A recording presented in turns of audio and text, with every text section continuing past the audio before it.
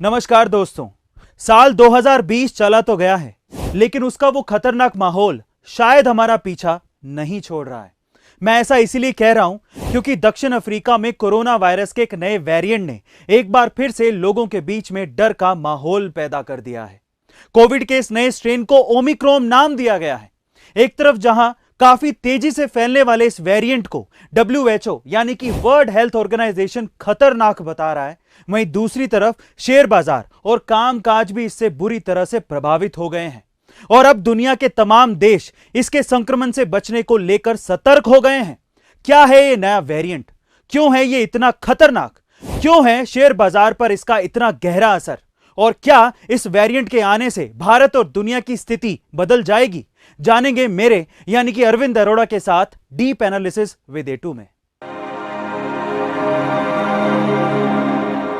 तो चलिए सबसे पहले बात कर लेते हैं इस वेरिएंट के बारे में। इसका औपचारिक नाम B11529 है। इसे कोरोना का अब तक का सबसे ज्यादा म्यूटेटेड वर्जन कहा जा रहा है। WHO ने इस वेरिएंट को ओमिक्रॉन नाम दिया है और कहा है कि इस वायरस की कई म्यूटेशंस हैं, जिसके कारण इसके काम करने का तरीका अन्य वेरिएंट से बिल्कुल अलग है। वहीं दूसरी तरफ दक्षिण अफ्रीका में एपिडेमिक रिस्पॉन्स एंड इनोवेशन के विशेषज्ञों की माने तो ओमिक्रॉन में कोरोना के अन्य स्ट्रेन के मुताबिक बहुत ज्यादा म्यूटेशंस हैं। इस वेरिएंट में अब तक 50 म्यूटेशंस का पता लगाया जा चुका है और इसमें स्पाइक प्रोटीन के 30 से ज्यादा म्यूटेशंस मिले हैं और इसी से वायरस हमारे शरीर की कोशिकाओं में प्रवेश करता है। यही नहीं, वैक्सीन के जरिए भी इसी स्पाइक प्रोटीन को निशाना बनाया जाता है और इसीलिए यह डेल्टा वेरिएंट की तुलना में 7 गुना ज्यादा खतरनाक माना जा रहा है, क्योंकि ओमिक्रॉन के रिसेप्टर बाइंडिंग डोमेन में 10 तरह के म्यूटेशंस पाए गए हैं, जबकि डेल्टा में इस तरह के सिर्फ 2 ही म्यूटेशंस पाए गए थे। और दरअसल दुनिया भर के विशेषज्ञ इसी वजह से इस वेरिएंट को बड़ा खतरा मान रहे हैं और यही कारण है कि दुनिया भर में अफ्रीकी देशों की फ्लाइट्स को रोकने का सिलसिला भी शुरू हो गया है। इजराइल ने 7 अफ्रीकी देशों से आने जाने पर पाबंदियां लगा दी हैं।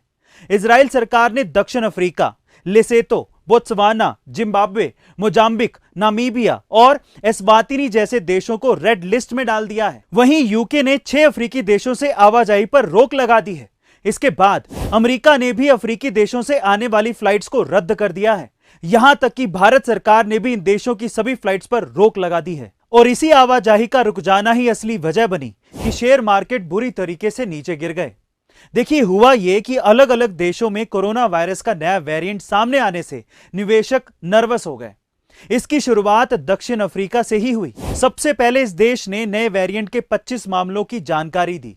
देखते ही देखते बोत्सवाना और हांगकांग में भी यह नया वेरिएंट फैल गया और बाजार बंद होते होते इजराइल और जर्मनी में भी इस वेरिएंट के नए मामले मिलने लगे, जिसके बाद अमेरिका, यूके और भारत जैसे देशों के बाजारों में मंदी आ गई और कामकाज बुरी तरीके से प्रभावित होने लगा, जिसका निवेशकों को भारी नुकसान हुआ। दरअसल कोरोना का यह नया वेरिएंट अब तक 17 देशों में दस्तक दे चुका है। अब हम इंडिया की बात करें तो पिछले कुछ दिनों से देश में कोरोना वायरस के मामले 10,000 से नीचे बने हुए थे, लेकिन अब वो धीरे धीरे बढ़ने लगे।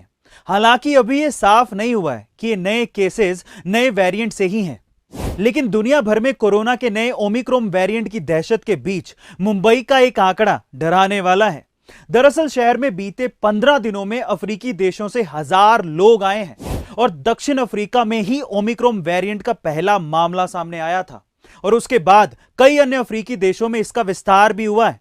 ऐसे में मुंबई में करीब 1000 यात्रियों का दक्षिण अफ्रीका से आना चिंताएं बढ़ाने वाला है। वहीं हाल ही में अफ्रीकन देश बोत्सवाना से आई एक महिला भी मध्य प्रदेश के जबलपुर में आकर कहीं गुम हो गई और इस महिला का गुम हो जाना भी देश के लिए परेशानी का सबब बना हुआ है। अब वैसे तो भारत ने कोरोना महामारी पर वैक्सीनेशन प्रोग्राम की वजह से काफी हद तक काबू पाने की कोशिश की है, लेकिन इस नए वेरिएंट से सरकार की चिंताएं फिर से और ज्यादा बढ़ गई हैं, खासकर विदेशों से आने वाले यात्रियों की वजह से।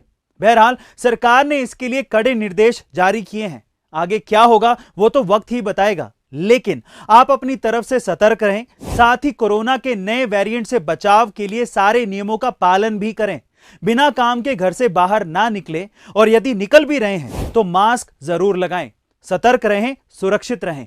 आपको ये इंफॉर्मेटिव वीडियो कैसी लगी कमेंट सेक्शन में जरूर बताइएगा और साथ ही ये भी बताइएगा कि अगले कौन से स्पेशल टॉपिक पर आप मुझसे डीप एनालिसिस चाहते हैं।